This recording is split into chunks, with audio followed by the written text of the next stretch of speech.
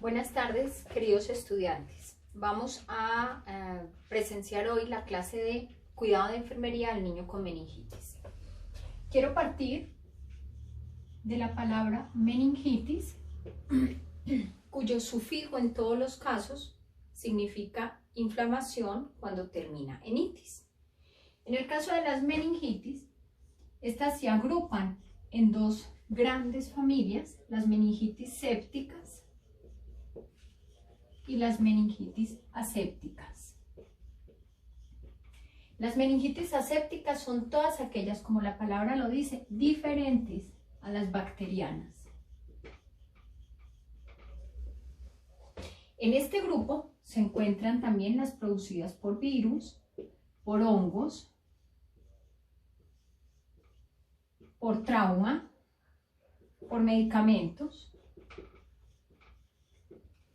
en donde está claramente el síndrome de Rayet, que es aquel que se caracteriza por simular inflamación de meninges, y es gracias al uso de los medicamentos ASA en aquellos niños que tienen algunas eruptivas. Se ha encontrado una relación directa entre el sarampión, el uso del ASA para manejar el malestar que produce esta eruptiva y la presentación del síndrome de Rayet, que es la inflamación de las meninges, y por lo tanto el niño llega con síndrome meningio. Hago referencia a síndrome meningio porque independiente del grupo en el que se ubique la meningitis, todos van a llegar con síndrome meningio. La palabra síndrome significa multiplicidad de signos y síntomas que en todos los casos se manifiestan con distinta intensidad, probablemente en unos casos sí, en otros no, y genere entonces de una manera muy difusa un cuadro que puede llegar a ser muy borroso y no pueda entonces dar claridad en el diagnóstico y cuidado. Este síndrome meningio tiene entonces la característica de fiebre alta, náuseas, vómito en proyectil,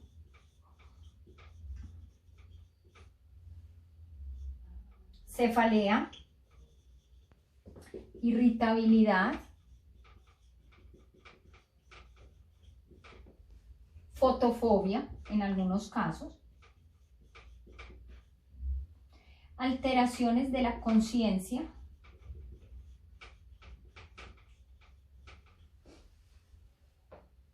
y un común denominador para todos los casos de meningitis es rigidez de nuca.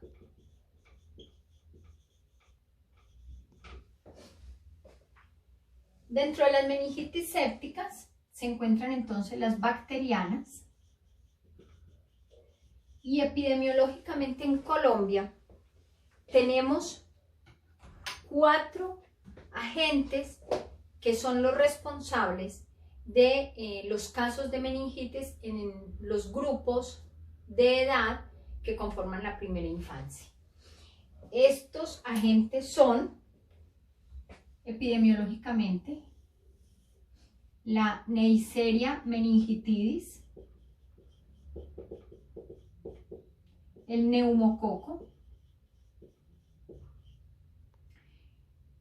la influenza y el beta hemolítico. Quiero llamar la atención al respecto de este agente hacen parte de la vía respiratoria, flora normal. No solamente son responsables de las meningitis, sino que son responsables de enfermedades de vías respiratorias altas, de rinofaringitis, de otitis, por ejemplo, y de neumonías, que en muchos casos, pues esta neumonía suele ser muy complicada, con derrame pleural. El beta hemolítico hace parte de la flora intestinal y suele migrar hacia el aparato genital, de tal forma que el beta hemolítico entonces tiene una forma de transmisión vertical, que es a través del canal del parto, y otra que es la contaminación en la estancia hospitalaria del recién nacido. La inflamación de las meninges implica entonces la inflamación de la pía madre, de la aracnoides, especialmente, y esta inflamación hace que se presente toda esta multiplicidad de signos y síntomas en forma sistémica, porque recordemos que las meninges recubren no solamente el sistema nervioso, sino también todas las terminaciones nerviosas. También es importante recordar que entre la pía madre y la aracnoides, y en la mitad o por el canal medular, transita el líquido cefalorraquídeo. Es importante entonces recordar que si el líquido cefalorraquídeo está contaminado, será entonces la muestra ideal para poder hacer el diagnóstico real de la meningitis. Con esta información epidemiológica, el muchachito llega al servicio de urgencias con sintomatología de síndrome meningeo, tiene rigidez de nuca, que se valora no solo a simple vista, porque uno logra identificar la rigidez de nuca muy fácilmente, sino a través de la valoración del signo de Kernig y el de Brudzinski, que más adelante lo vamos a ver durante la charla, sino que tenemos que pensar inmediatamente en cuidar y menguar cada uno de los signos y síntomas que hacen parte o forman el paquete del síndrome meningeo en ese bebé. De la misma manera, respondiendo a esta situación epidemiológica de hoy, sabemos que el niño llega con síndrome meningeo, con rigidez de nuca y tiene una inflamación en las meninges. Todavía no sabemos el agente infeccioso. Responsablemente tenemos inmediatamente que aislarlo de dos formas: con aislamiento respiratorio y con aislamiento de contacto, ¿cierto? El aislamiento respiratorio responde a los primeros tres agentes, el de contacto responde al beta hemolítico. Tanto la meningitis o el agente Neisseria meningitidis como neumococo tienen vacuna. El neumococo es una de las vacunas que hacen parte del programa ampliado de inmunizaciones, el meningococo todavía no, pero es menester de nosotros, los profesionales de salud, siempre informar a las madres y a los cuidadores al respecto de la existencia de este tipo de vacuna. Y en todos los casos, es muy importante la lactancia materna como factor protector por el paso de inmunoglobulinas a través de la leche materna de la madre hacia el bebé. Ya hemos hablado de la importancia del líquido cefalorraquídeo como la muestra que nos va a guiar o nos va a mostrar cuál es el agente infeccioso que está produciendo la meningitis. Al líquido cefalorraquídeo o el líquido cefalorraquídeo se extrae a través de una punción lumbar que se realiza entre la tercera y cuarta vértebra lumbar. Lo debe hacer un pediatra entrenado, un neurólogo, y se extrae líquido cefalorraquídeo que se envía al laboratorio para que le hagan química y para que le hagan un cultivo. El cultivo pues obviamente demora mucho más tiempo, pero mientras llega ese cultivo tenemos a mano la química del líquido cefalorraquídeo que nos va a reportar todas las células y sustancias que hacen parte de este líquido cefalorraquídeo. A la par hay que tomar exámenes de sangre, tenemos que tomar hemocultivos para poder descartar que haya sepsis, muestra de glucemia para identificar los niveles de glucemia y poderlos contrastar con el reporte que dé la química del líquido cefalorraquídeo y el nivel de glucemia que hay en el líquido cefalorraquídeo. Tenemos que tomar muestras para hemoleucograma, pruebas cruzadas. En definitiva, como la meningitis es una enfermedad sistémica, pues se realizarán no solamente exámenes de este tipo, de los que mencioné hace unos segundos, sino además unas pruebas radiológicas que van a descartar abscesos, que van a descartar incluso presencia de parásitos como es por ejemplo el Cysticercus cellulosae, que puede estar allí ubicado y que ya está pues quístico, pero que va a desencadenar unas características algo similares al síndrome meningio en algunos casos. En la química sanguínea tenemos que poner especial atención o prestar especial atención a los niveles de proteína, de leucocitos, de glucosa y al color del líquido cefalorraquídeo. El nivel aumentado de leucocitos se ha descrito en alguna literatura, está aumentado a expensas de los polimorfonucleares en las meningitis bacterianas. En las meningitis virales, los leucocitos están aumentados a expensas de los mononucleares.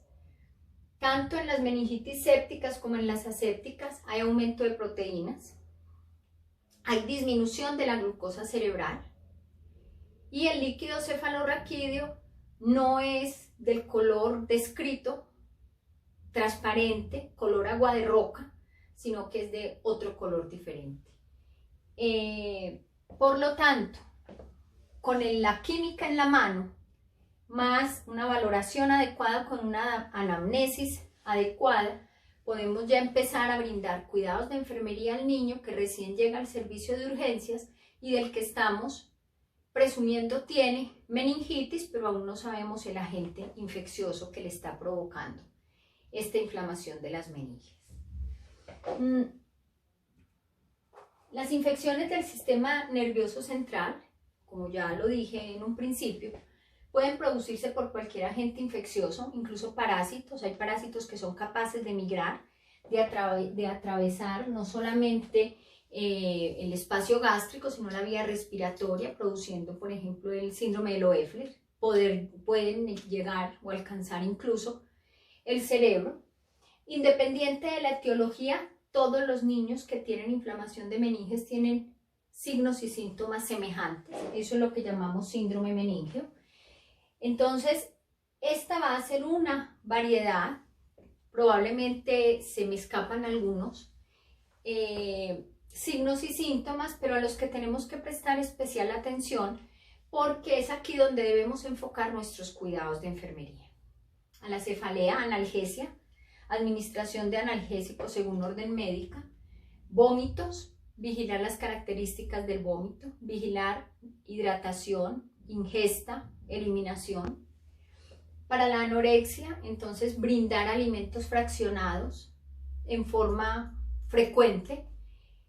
Inquietud e irritabilidad, pues necesariamente vamos a tener que saber que es una de las características, porque la educación que le brindemos a la familia y a las madres también tiene que ser tan fuerte que podamos enseñarle a estas familias que esa inquietud y esa irritabilidad hacen parte del cuadro clínico del bebé y no es necedad como en ocasiones se ha calificado. Fotofobia, pues entonces velemos porque esté en un espacio, si es que le esté incomodando la luz, que no tenga luz al frente. Para la fiebre, en este caso, así ya ustedes hayan visto fiebre dentro de las temáticas del curso de cuidado al niño y al adolescente, y se les haya dicho que la fiebre no, en este momento se ha encontrado que no necesariamente se tiene que bajar siempre. En el caso de las meningitis sí se debe mantener la fiebre controlada con antipiréticos, porque resulta que cuando hay un pirógeno que ingresa al cuerpo y este reacciona con el aumento de la temperatura corporal, se aumentan además las prostaglandinas y las células inflamatorias. Entonces se convierte en un círculo vicioso porque estas células van a favorecer aún más la inflamación de las meninges y probablemente pues continúe permaneciendo el síndrome meningeo, que es muy incómodo para los bebés y para sus familiares. Para la rigidez cervical, nosotros identificamos pues la rigidez cervical, que es más un elemento de diagnóstico. Para las convulsiones y el coma siempre se debe valorar el estado de conciencia del bebé aplicando la escala modificada de Glasgow. La escala modificada de Glasgow va a valorar qué tan consciente o qué tan distante de ser conscientes está ese bebé. Ante un estímulo doloroso, se va a valorar la apertura ocular, la respuesta motora y la respuesta verbal. Entonces habrá el niño que va a responder con un grito, mientras que otro simplemente responde con un murmullo ante el mismo estímulo doloroso, lo que significa entonces que el que responde con el murmullo probablemente está entrando en inconsciencia. Asimismo, la respuesta motora y la apertura ocular. Ante un estímulo doloroso, pues la respuesta mínima que uno espera de un bebé es que reaccione. Si es que no es capaz de hablar, pues patea, retira el agresor de su espacio mínimo vital, pero cuando está entrando en inconsciencia probablemente no tiene estos movimientos característicos bruscos e inmediatos, sino que se demora para reaccionar, simplemente no demora, o el bebé que abre rápidamente, mira el estímulo que lo está lesionando, y otros pues que no abren ni los ojitos ante el mismo estímulo. Los signos para valorar la rigidez de nuca son el signo de Kerning, que resulta muy importante, no solo en el diagnóstico de meningitis, sino cuando hay una hemorragia subaracnoidea. El signo de Kerning se caracteriza porque quien valora el signo de Kerning está delante del paciente, le pone la mano detrás de la cabeza, el examinador con una mano le pone la mano detrás de la espalda, y con la otra mano hace oposición en las rodillas. Intenta sentar el paciente y inmediatamente hace flexión de las rodillas. Así el examinador esté haciendo oposición de las mismas. El signo de Brudzinski, entonces, es otro signo que se debe valorar para poder estar ciertamente convencidos de la rigidez de nuca, y es cuando el mismo examinador se para, teniendo el bebé acostado, ahí sí pone la mano detrás de la cabeza y el cuello del bebé, y manteniendo inmóvil el tórax, el examinador flexiona la cabeza del paciente y involuntariamente flexiona las piernas. Es allí cuando se dice que el signo de Brudzinski es positivo y hay rigidez de nuca. Las causas más frecuentes, infrecuentes y otros tipos de meningitis son las que están aquí en esta diapositiva. La meningitis bacteriana aguda, que tiene secuelas, deja secuelas en la mayoría de los casos.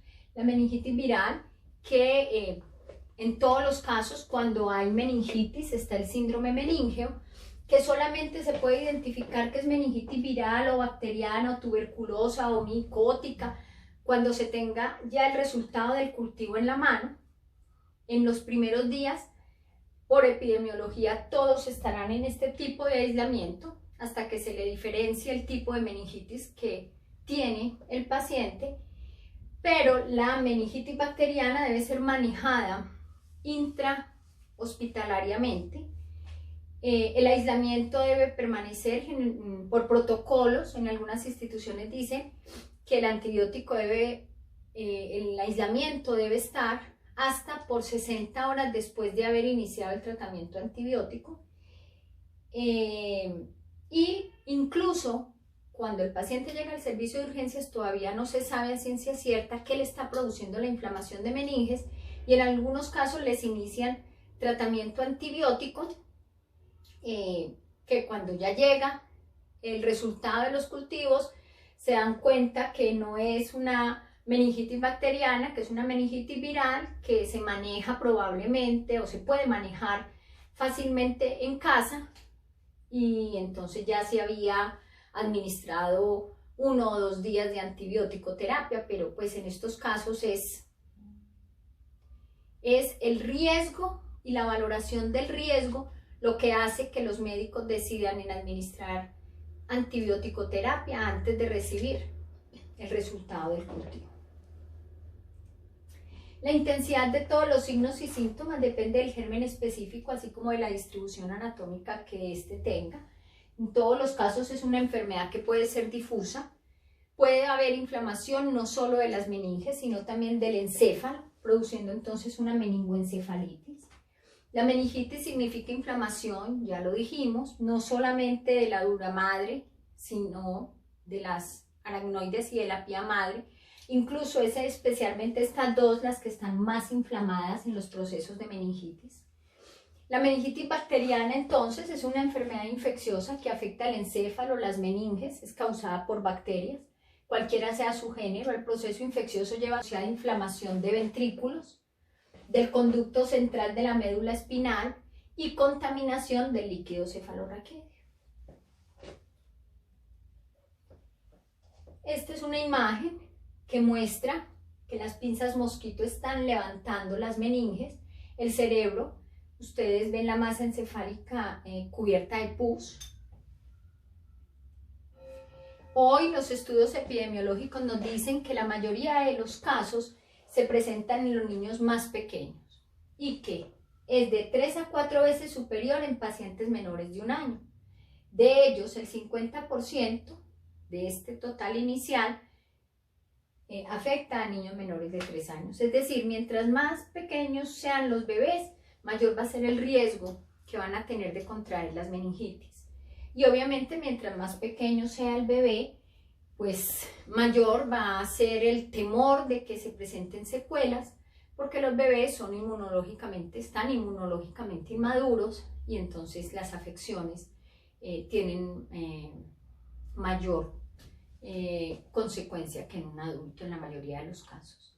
Epidemiológicamente, entonces lo que yo les decía, está la Neisseria meningitidis, el hemófilo influenza, el Streptococcus pneumoniae, que es el responsable del neumococo, como los principales agentes que hoy producen meningitis en Colombia. La mayoría de los casos, nuevamente les repito, se concentran en los recién nacidos y en los lactantes. Existen factores predisponentes que al revisar toda la literatura encontramos similares factores predisponentes para todas las enfermedades infectocontagiosas. En este caso, entonces, se habla del bajo peso al nacer, de la prematuridad, la desnutrición, el hacinamiento, la pobreza, la diabetes, la insuficiencia renal y en general todos aquellos procesos crónicos y de base que además al bebé lo pongan en un problema mucho más, en una situación mucho más debilitante de su sistema inmunológico. El meningococo.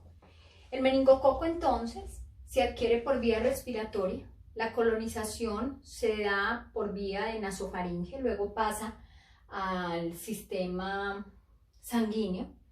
Es muy importante conocer que los niños en algunos casos son portadores asintomáticos o pueden llegar a presentar infecciones de vías respiratorias superiores. Si es portador asintomático el niño, la educación que brindemos a las familias, a los profesores de las guarderías, a los maestros de las escuelas, a los cuidadores principales es muy importante porque los niños aprenden por el ejemplo. Entonces, si ellos ven que la madre comunitaria se lava las manos frecuentemente, si ellos ven que la madre comunitaria no comparte el bombón con la otra maestra, con la otra profesora, pues ellos nunca lo harán. Lo que pasa es que se convierte en una situación muy difícil porque los niños pues permanecen en el colegio, en la escuela, en la guardería por un tiempo, pero luego van a su hogar. Entonces es en el hogar donde también tienen que repetirse estas acciones y de esta manera pues lograr hábitos de vida saludable que son muy difíciles de enseñar en la primera infancia. El recién nacido entonces posee anticuerpos, sobre todo inmunoglobulina G, procedentes de la madre a través de la leche materna, pero existe un pico epidemiológico importante. Está reportado que entre 3 y 24 meses estas inmunoglobulinas empiezan a disminuir, probablemente porque pues, en nuestro país nosotros, las mamás a los 3 meses tenemos que empezar a trabajar, probablemente los niños ya no tengan lactancia exclusiva, y se presenta entonces un aumento en la incidencia de esta enfermedad meningocócica. La enfermedad meningocócica provoca una respuesta inflamatoria aguda con hemorragias y necrosis en cualquier lugar de nuestro cuerpo. Puede llegar a producir infecciones de vías respiratorias altas, sepsis, meningitis purulentas, rinofaringitis, que es el cuadro más común. En la sepsis meningocócica se observa una sintomatología muy clara las primeras 24 horas y es fiebre alta, además de erupción petequial, púrpura en muñecas, en muñecas y en piernas. Estas púrpuras también se caracterizan porque es en todos los pliegues y en las zonas de flexoextensión. La púrpura es más o menos, a ver cómo les explico, como cuando un ancianito se golpea. Ustedes ven que el morado, la equimosis, queda como por debajo de la piel, como si fuera sangre regada moradita. Así se ve más o menos la púrpura en un caso de meningococcemia. Cefalea, mucho dolor articular. Es de muy mal pronóstico que se presente esta sintomatología. Se hace un shock endotóxico con una coagulación intravascular diseminada, produciéndose entonces complicaciones muy graves que generalmente terminan con falla multisistémica y pues el deceso fulminante del paciente. Esto se llama el síndrome de Waterhouse-Friderichsen. Pues en la mayoría de los casos, cuando se está sospechando una meningitis por meningococo, definitivamente antes de que llegue el cultivo, el médico ha iniciado tratamiento de antibiótico, y esto hace que probablemente con éxito se logre mantener con vida ese bebé sin complicaciones. La meningitis purulenta, que también es producida por la Neisseria meningitidis, tiene un comienzo muy brusco, lo mismo que las otitis purulentas. Todos los niños que presenten otitis purulenta, conjuntivitis purulenta, artritis y neumonía, pues deben ser manejados obviamente con antibióticos, siempre deben remitirse al médico. Culturalmente se ha usado, por ejemplo, mientras los niños están más pequeños y presentan conjuntivitis purulenta, entonces hay algunas comunidades que dicen que agua de flor de rosa amarilla con algodoncito, entonces se pone a hervir y luego ese algodoncito se humedece esa agua y se limpian los ojitos del bebé. No, sabemos que el oído, los ojos, la nariz, la boca, bueno, son conductos de entrada para los agentes infecciosos. La Neisseria por Haemophilus influenza, recuerden que yo les había dicho que también puede aislarse en las vías respiratorias altas. Se encuentra en la mayoría de la población colombiana. Ocasionalmente puede llegar a provocar la enfermedad invasora. El ser humano es el único reservorio de la enfermedad. Se contagia por contacto directo, por gotitas de saliva, por tocar superficies que tengan secreciones faríngeas recientes. En este momento se ha encontrado que la meningitis por Haemophilus influenza se presenta en todas las regiones del departamento. Y en los últimos años ha habido una evidencia de desplazamiento en la presentación de la meningitis por Haemophilus influenza para los mayores de 60 años. En este caso, en la literatura se encuentra que se desconoce el periodo de incubación, se cree que es de 24 a 48 horas. También se sabe que es muy rara la presentación de la meningitis por Haemophilus influenza en los recién nacidos, pero que también existe un pico entre los 3 meses y 5 años. tiene consecuencias graves para la salud futura de los bebés. Pueden llegar a tener secuelas como hipoacusia permanente, retraso psicomotor, trastorno del lenguaje, parálisis facial. Con el neumococo encontramos también que es parte de la flora normal del aparato respiratorio. Cerca del 91% de los niños entre 6 meses y 4 años también son portadores sanos. El reservorio es el hombre, se disemina de la misma manera por gotitas de saliva, por contaminación con secreciones respiratorias sobre superficies que han sido recién contaminadas. Suele producir infecciones locales del sistema respiratorio superior, suele ser la causa de sinusitis, de otitis, pero también puede llegar a ser la causa de neumonías y neumonías graves, de bacteremias y obviamente pues de meningitis. La OPS hace un reporte e informa que en América Latina y en el Caribe se reportan cerca de 4.000 casos cada año por esta causa de meningitis por hemófilo, por neumococo. Sin embargo, desde que se introdujo la vacuna, se ha visto disminuida la presentación de meningitis por neumococo, pero existe un grupo poblacional importante, los nacidos antes del 2003, que no pudieron acceder a esta vacuna porque no hacía parte del programa ampliado de inmunizaciones y entonces son susceptibles de padecer la enfermedad.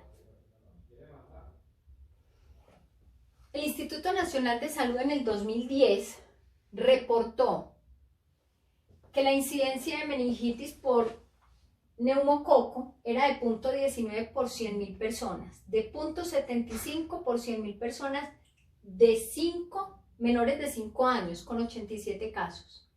Y tenían una letalidad del 24% con un número de 21 defunciones, es muy alto. Entonces, pues, hoy, gracias a Dios, el neumococo está dentro del programa ampliado de inmunizaciones.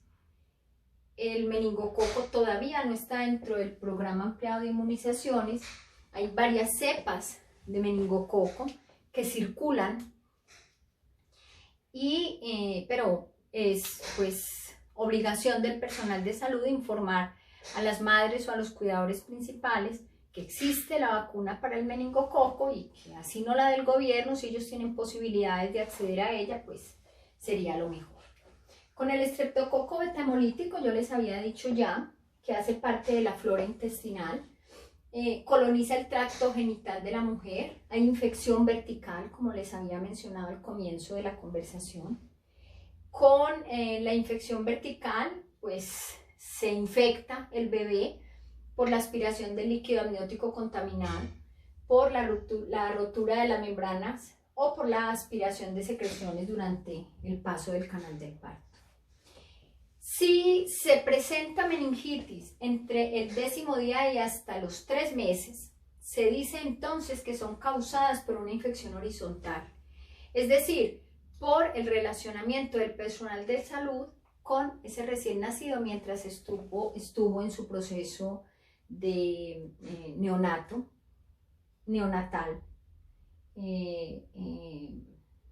primario.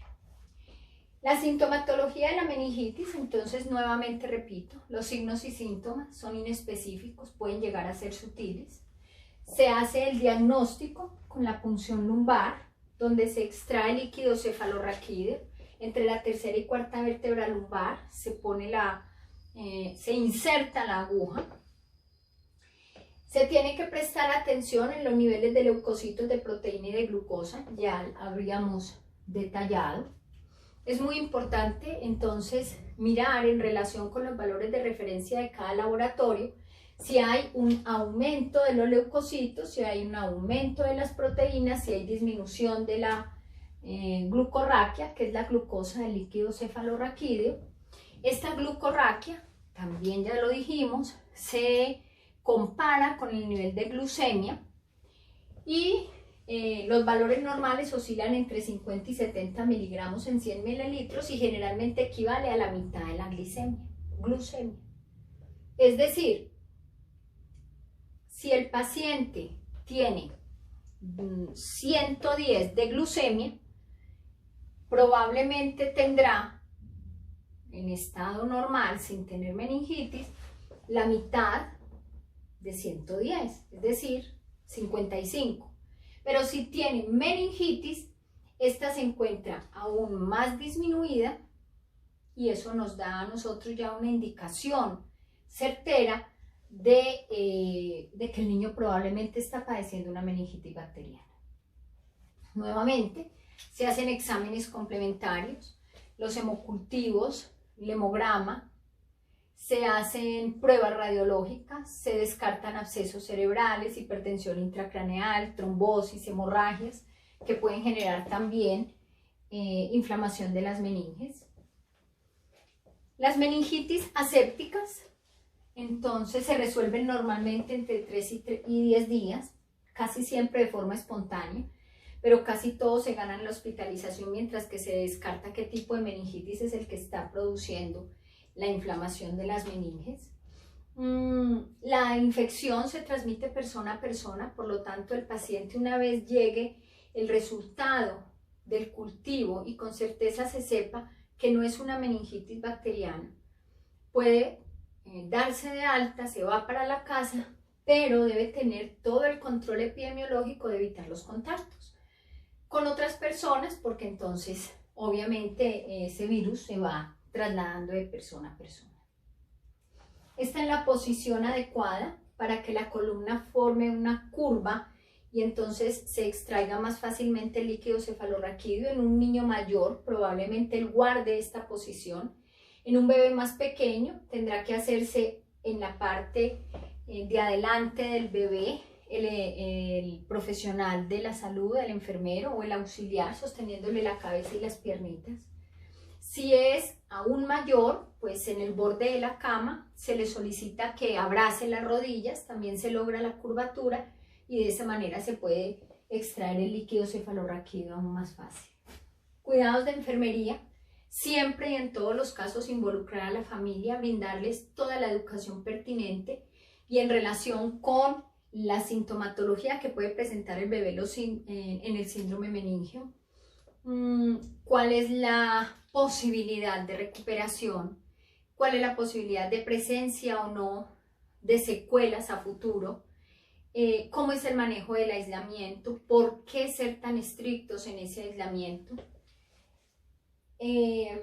Administrar el tratamiento antibiótico, guardando todas las normas de seguridad.